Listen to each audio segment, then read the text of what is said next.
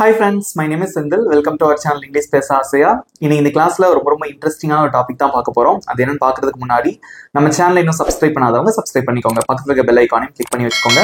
Start பண்ணலாமா? Video உங்களுக்கு பிடிச்சிருந்தா மறக்காம ஒரு லைக் பண்ணிட்டு வீடியோ பாருங்க. நீங்க லைக் பண்றதன் மூலமா நிறைய பேருக்கு இந்த வீடியோ ஷேர் ஆகும். Let's get started. In this class, I am going to teach you a small word in English. ஒரு குட்டி வார்த்தை தான், பட் அதை வச்சு we are going to learn many things in English with lot of examples. Are you ready? First, இது என்ன சிச்சுவேஷன்ல நம்ம இதை பேசணும் அப்படிங்கறத நான் உங்களுக்கு சொல்றேன். ஓகே, இப்போ நேத்து ஒரு ரிசப்ஷன், உங்க சொந்தக்காரங்களுக்கோ இல்ல ஃப்ரெண்டுக்கோ ரிசப்ஷன் நடக்குது. அந்த பார்ட்டிக்கு நீங்க போகணும், கண்டிப்பா போயிருந்திருக்கணும். Because they invited you. அவங்க உங்களை இன்வைட் பண்ணியிருக்காங்க. ஆனா நேத்து உங்களுக்கு கடுமையான வேலை. Okay, you were busy yesterday. ரொம்ப நீங்க பிஸியா இருந்தீங்க, உங்களால போக முடியல. ஏதோ ஒரு காரணத்தினால அந்த பார்ட்டிக்கு உங்களால போக முடியல, அந்த ரிசப்ஷனால அட்டென்ட் பண்ண முடியல. ஆனா அந்த ரிசப்ஷனுக்கு உங்களோட ஃப்ரெண்ட்ஸ் எல்லாரும் வந்திருக்காங்க, but you mist that time. Okay, அதை நீங்க மிஸ் பண்ணிட்டீங்க. That you miss that timing. So அதை மிஸ் பண்ணிட்டீங்க, அதை உங்களால அட்டென்ட் பண்ண முடியல. அந்த சிச்சுவேஷன்ல நம்ம என்ன நினைப்போம்? ஐயோ, நேற்று ஃப்ரெண்ட்ஸ் எல்லாம் வந்திருக்காங்களே, நம்ம அந்த பார்ட்டிக்கு போயிருந்திருக்கலாம், இல்ல ரிசப்ஷனுக்கு போயிருந்திருக்கலாம், எல்லாத்தையும் பார்த்துருந்துருக்கலாம். ஆனா எனக்கு வேலை இருந்ததுனால என்னால போக முடியல. புரியுதா உங்களுக்கு?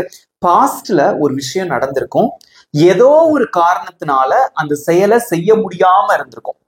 அந்த சிச்சுவேஷன்ல நம்ம இப்படி சொல்லுவோம்ல, நான் போயிருந்திருக்கலாம், ஆனா நான் பிஸியா இருந்தேன், எனக்கு வேலை இருந்தது. நீங்க போகல, அந்த விஷயமே நடக்கல, போயிருந்திருக்கலாம். நான் நல்லா சாப்பிட்டு இருந்திருக்கலாம். இப்போ காலையில நம்ம லேட்டா எழுந்திரிப்போம், காலைல சாப்பாடு சாப்பிடாம போயிடும், அல்சர் வந்துடும். டாக்டர் கேட்பாரு, என்னப்பா நீங்க சாப்பிடல அப்படின்னு. ஆமா சார், காலையில நான் லேட்டா சாப்பிடுவேன், என்னால சாப்பிட முடியல. சாப்பிட்டு இருந்திருக்கலாம். நீங்க சாப்பிட்டிருக்க மாட்டீங்க, சோ அதனால அல்சர் வந்துருச்சு. சாப்பிட்டு இருந்திருக்கலாம் அப்படின்னு சொல்றோம் பாத்தீங்களா? இந்த மாதிரியான சிச்சுவேஷனுக்கு தான் நம்ம ஒரு வார்த்தை யூஸ் பண்ணுவோம். அது என்ன அப்படின்னா could have. could அப்படிங்கிறது ஒரு மாடர்ன் வேர்ப். அந்த மாடர்ன் வேர்போட ஒரு have சேர்க்கும் போது பாஸ்ட் ஈவென்ட்ல, பாஸ்ட் ஈவென்ட் அப்படின்னா முடிஞ்ச விஷயத்துக்கு ஒரு சஜஷன். பாஸ்ட் ஈவென்ட்டுக்கு suggestion. You are giving suggestions for past events. முடிஞ்ச விஷயத்த பண்ணி இருந்திருக்கலாம். எக்ஸாம்ல நீங்க ஃபெயில் ஆயிட்டீங்க பிகாஸ் சரியா படிக்கல. ஓகே, வீட்டுல கேக்குறாங்க, என்னடா மார்க் கம்மி ஆயிட்ட அப்படின்னு சொல்லி கேக்குறாங்க. நீங்க சொல்றீங்க, ஆமா மம்மி, நான் நல்லா படிச்சிருந்திருக்கலாம், நான் தான் படிக்கல. காரணம் நம்ம படிக்கல, அதனால மார்க் எடுக்கல. படிச்சிருந்திருக்கலாம். Right? So in the situation you have to use this word, this modal verb phrase could have. Okay, now I'm going to explain the structure with examples. Let's see. Here I have written the structure for using could have. Okay, could have use பண்றதுக்கு நான் structure எழுதியிருக்கேன். ஸ்ட்ரக்சர்னா ஒண்ணும் கிடையாது, ஒரு sentence இப்படிதான் இருக்கணும். could have use பண்ணி பேசும்போது இப்படிதான் இருக்கணும். could haveக்கு அப்படின்னு சொல்லிட்டு தனியா எந்த ஒரு அர்த்தமும் கிடையாது. அது இந்த சிச்சுவேஷன்ல யூஸ் பண்ணும்போது தான் அதுக்கு மீனிங்கும் சேர்ந்து வரும். ஓகே, சோ இதோட ஸ்ட்ரக்சர் என்ன அப்படின்னு பாத்தீங்கன்னா, first it always starts with the subject. ஒரு சென்டென்ஸ்னாலே அது ஒரு சப்ஜெக்ட்ல தான் ஆரம்பிக்கும். என்னென்ன சப்ஜெக்ட்ஸ் இருக்கு? we have I, you, we, they, he, she, it.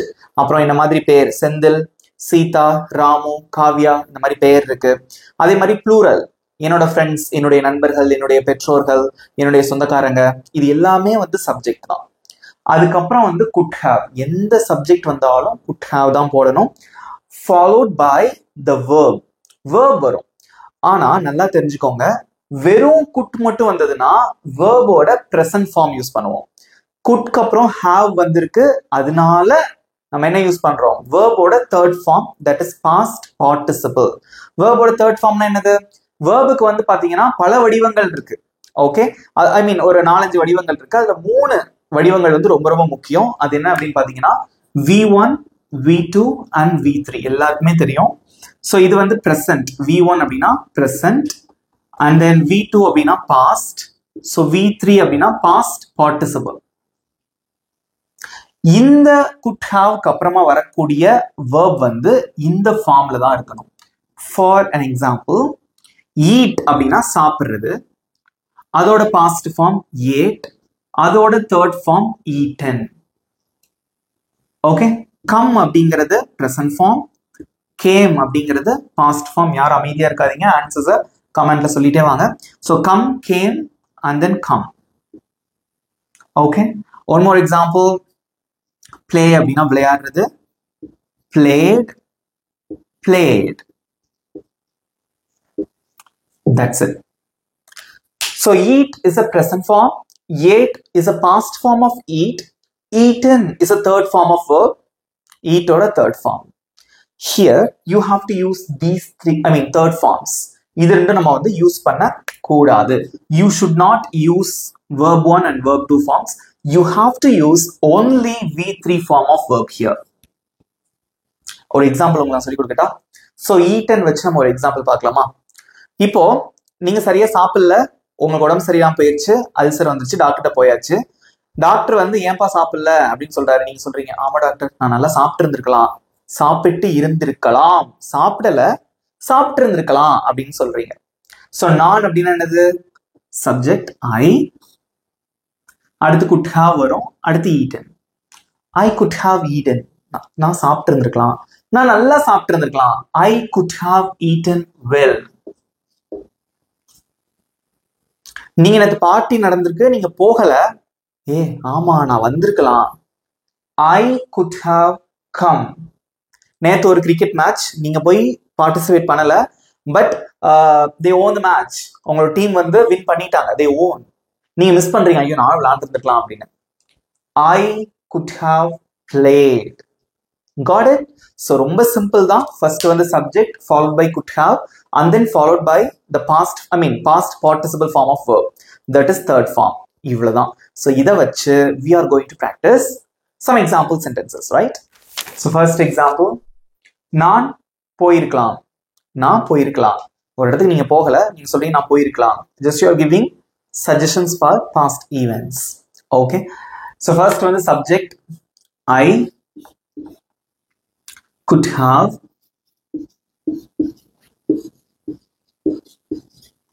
so verb வந்து என்னது? போறது. இதான் verb. போறதுக்கு இங்கிலீஷ்ல go. அதோட third form என்ன? go, went, gone. I could have gone. Okay, I could have gone.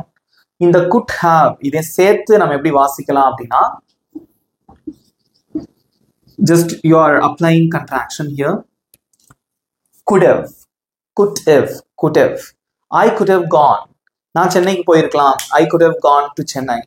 நான் ஸ்கூலுக்கு போயிருக்கலாம். I could have gone to school, but I was tired. எனக்கு சோர்வா இருந்தேன், அதனால நான் வந்து போகல. Just you are having some reasons. So that's why I didn't do that action.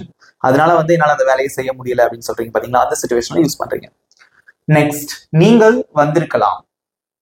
எப்படி சொல்லலாம்? நீங்கள், அதுக்கு என்ன இங்கிலீஷ்ல? you, then could have. So வர்றதுக்கு என்ன இங்கிலீஷ்ல? come.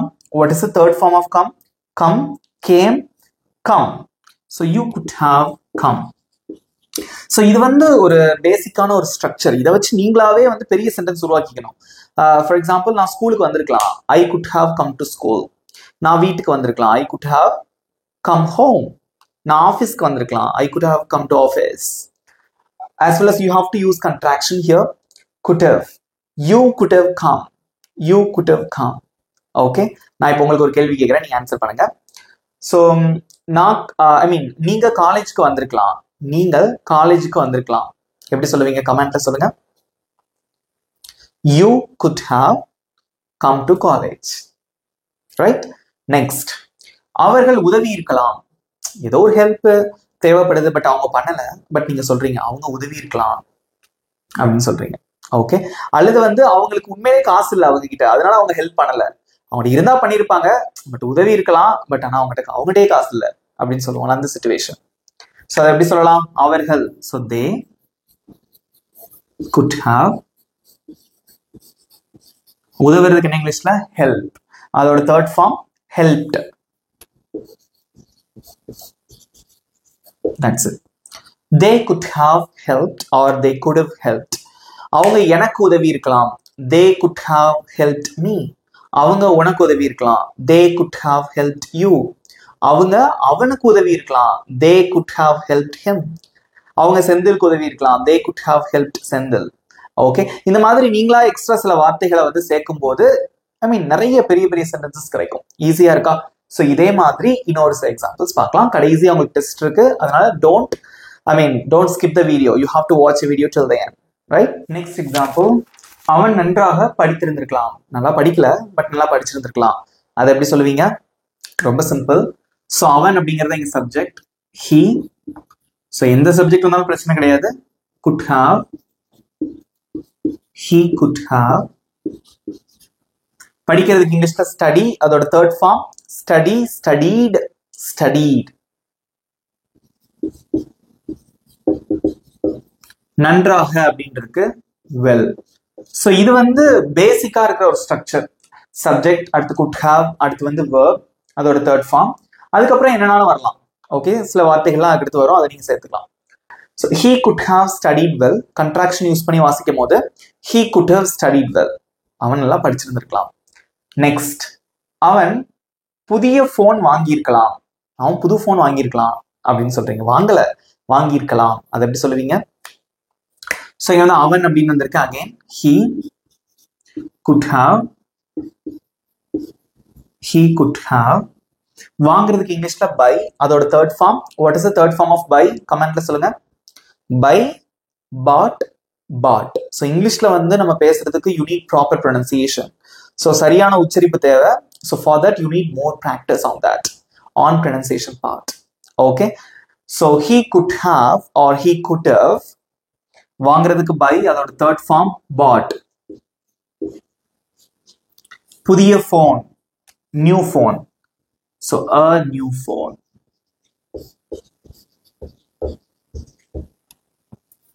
He could have bought a new phone. He could have bought a new phone. Next, நான் நேற்று உன்னை அழைத்திருந்திருக்கலாம். இது சுத்த தமிழ்ல இருக்கு. ஸோ பேச்சு வழக்கில் எப்படி சொல்லுவோம் அப்படின்னா, நான் நேற்று உனக்கு கால் பண்ணியிருந்திருக்கலாம், எனக்கு வேலையா இருந்தது அதனாலதான் பண்ணல அப்படின்னு சொல்லுவோம்ல, அதுதான். ஸோ நான் உனக்கு நேற்று கால் பண்ணியிருந்திருக்கலாம். ஸோ இங்க வந்து சப்ஜெக்ட் நான். So I could have,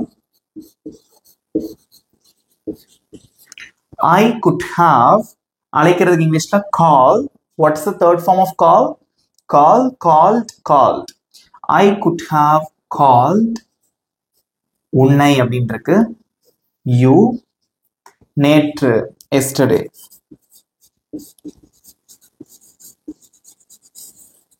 That's it. I could have called you yesterday. I could have called you yesterday. So எழுதும் போது நமக்கு ஈஸியா இருக்கும், பட் நம்ம பேசும்போது நமக்கு சரளமா வராது. அதுக்கு நம்ம என்ன பண்ணோம், திரும்ப திரும்ப சொல்லிட்டே இருக்கணும். இங்க சென்டென்ஸ் வாசிங்க. I could have called you yesterday. I could have called you yesterday. Just you have to read it more than 3 times. Read பண்ணும்போது தான் அந்த வார்த்தைகள்லாம் ஒரு கோர்வையா வந்து நம்மளால அந்த சென்டென்ஸ் வந்து முழுமையடையும் நம்ம பேசும்போது. Okay, so if you want to become more fluent in English, you have to read a lot. You have to speak aloud. சத்தமா நம்ம வந்து ரீட் பண்ணி தான் ப்ராக்டிஸ் பண்ணணும். There is no other way. Easy தான், but practice இருந்தா ஈஸியா பேசிடலாம். சிம்பிளா இருக்கா? ஒருத்தர் ரீட் பண்ணிடலாமா? நீங்களும் என்னோட சேர்ந்து ரீட் பண்ணுங்க. Because we need reading practice as well. He could have studied well. He could have bought a new phone. I could have called you yesterday. That's it. Let's see some examples. After that, you will have test. Let's see another example. நாங்கள் போட்டியை வென்றிருக்கலாம். தோத்துட்டோம், but ஆனா வந்து வெற்றி பெற்றிருக்கலாம் அப்படின்னு சொல்றீங்க. அதை எப்படி சொல்லலாம் இங்கிலீஷ்ல? ஸோ ஃபர்ஸ்ட் சப்ஜெக்ட் நாங்கள், அதுக்கு இங்கிலீஷ்ல we could have. So we could have. So win, வெற்றி பெறதான் verb. அதுக்கு இங்கிலீஷ்ல win, அதோட third form win, won, won. Okay, so we could have won போட்டியை, the match.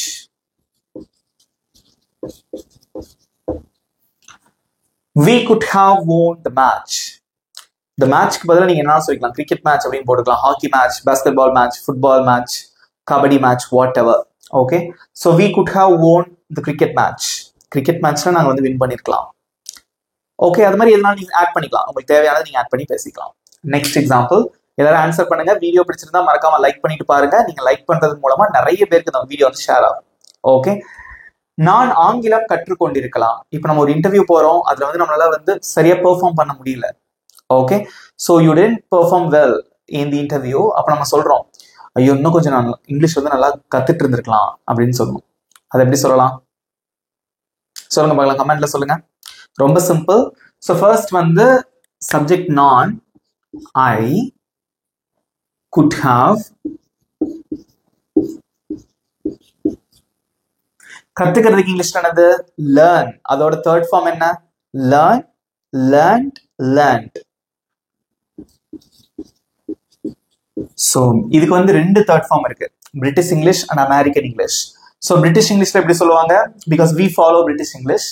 அமெரிக்கன் இங்கிலீஷ்ல எப்படி சொல்லலாம் அப்படின்னா learned. ரெண்டுமே கரெக்ட் தான். learned and learned. American English, British English ரெண்டுல எது யூஸ் பண்ணாலும் கரெக்ட் தான். So I could have learned English.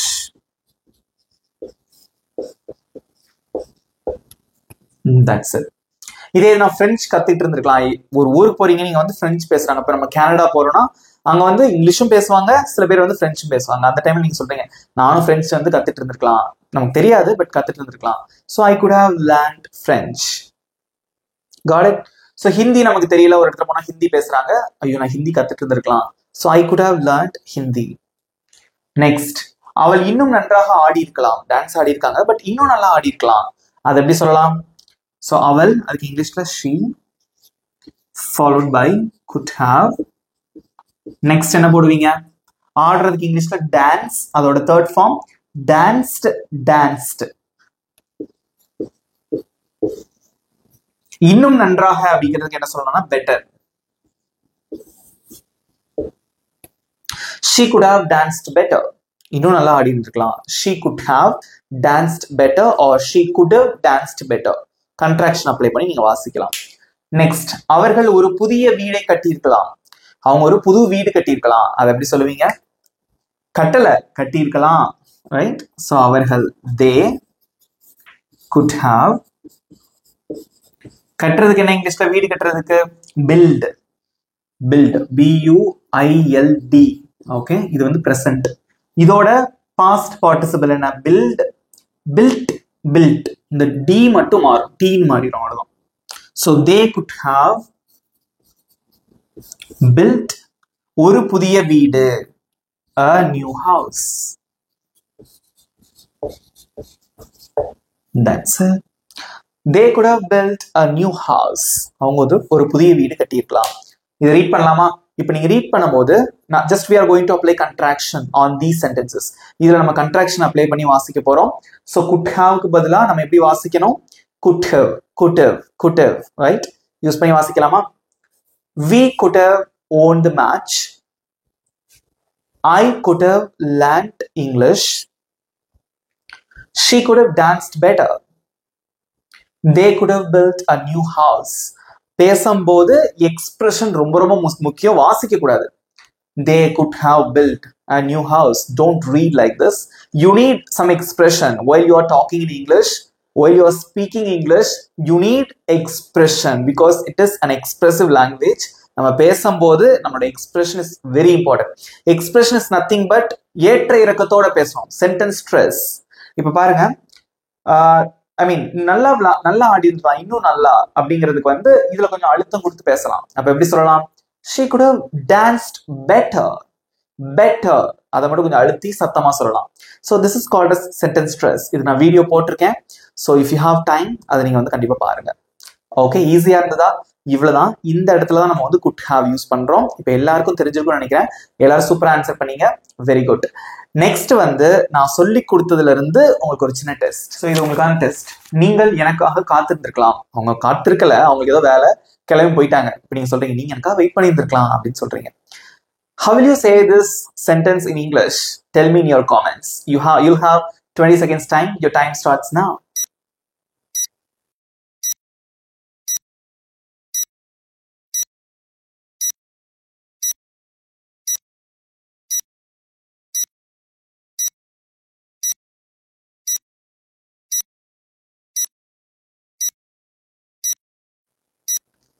Time's up. Good job. நிறைய பேர் சூப்பரா ஆன்சர் பண்ணிருக்கீங்க. சோ ரொம்ப ஒரு ஈஸியான ஒரு சென்டென்ஸ். நீங்கள் எனக்காக காத்திருந்திருக்கலாம். ரைட்? சோ இதுக்கு நம்ம என்ன யூஸ் பண்ணுவோம்? நீங்கள் அப்படின்னா அதுக்கு இங்கிலீஷ்ல you could have. சோ காத்திருக்கிறதுக்கு என்ன இங்கிலீஷ்ல? wait. அதோட third form wait, waited, waited. ed மட்டும் சேர்க்கணும். So waited. எனக்காக, காகனா for me. That's it. You could have waited for me. நீங்க எனக்காக காத்திருந்திருக்கலாம். நீங்க செந்திலுக்காக காத்திருந்திருக்கலாம் எப்படி சொல்லணும்? You could have waited for Senthil. So இந்த மாதிரி மாத்திக்கிட்டே வரலாம். அவனுக்காக காத்திருந்திருக்கலாம். You could have waited for him. That's it. ஈஸியா இருந்ததா? இவ்வளவு ஃப்ரெண்ட்ஸ் குட் ஹாவ். இது யூஸ் பண்ணிலாம் சூப்பரா ப்ராக்டிஸ் பண்ணீங்க. ஸோ இதே மாதிரி நல்லா ப்ராக்டிஸ் பண்ணுங்க. நிச்சயமா உங்களால் வந்து இங்கிலீஷ் பேச முடியும். இது உங்க ஃப்ரெண்ட்ஸ்க்கும் ஷேர் பண்ணுங்க. அவங்களுக்கும் ரொம்பவே யூஸ்ஃபுல்லா இருக்கும். இந்த வீடியோ எப்படி இருந்தது அப்படின்னு உங்களுடைய கருத்துக்களையும் மறக்காம கமெண்ட்ல சொல்லுங்க. இந்த வீடியோ உங்களுக்கு பிடிச்சிருந்தா மறக்காம ஒரு லைக் பண்ணிக்கோங்க. நம்ம சேனல் இன்னும் சப்ஸ்கிரைப் பண்ணாதவங்க சப்ஸ்கிரைப் பண்ணிக்கோங்க. பக்கத்துல இருக்க பெல் ஐக்கானை கிளிக் பண்ணி வச்சுக்கோங்க. இதே மாதிரி இன்னொரு சூப்பரான டாபிக்கோட நெக்ஸ்ட் வீடியோல நான் உங்களை மீட் பண்றேன். Thank you friends.